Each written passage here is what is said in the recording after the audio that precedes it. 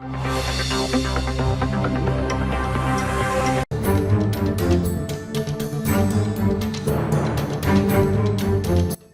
صدر Donald Trump کی جانب سے ہواوے کو اس وقت غیر یقینی صورتحال کا سامنا ہے، کیونکہ متعدد کمپنیوں نے اس سے اپنے تعلقات منقطع کر لیے ہیں۔ تاہم چینی کمپنی کے بانی امریکی پابندی کے جواب میں اپنے ملک میں ایپل پر جوابی پابندی کے حامی نہیں ہے۔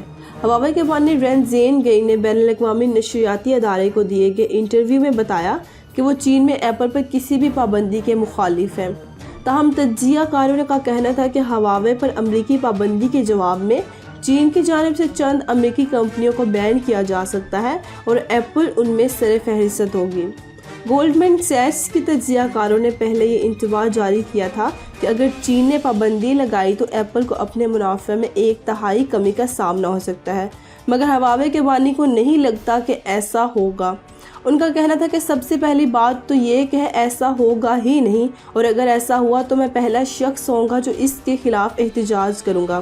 ایپل کو میں اپنے استاد مانتا ہوں اور ایک طالب علم کی حیثیت سے میں اپنے استاد کے خلاف جا سکتا ہوں، کبھی بھی نہیں۔ یہ پہلی بار نہیں ہوا جب ہواوے کے بانی رین زین گئی نے امریکی پابندی کے بحران کے بعد ایپل کو سراہا ہو۔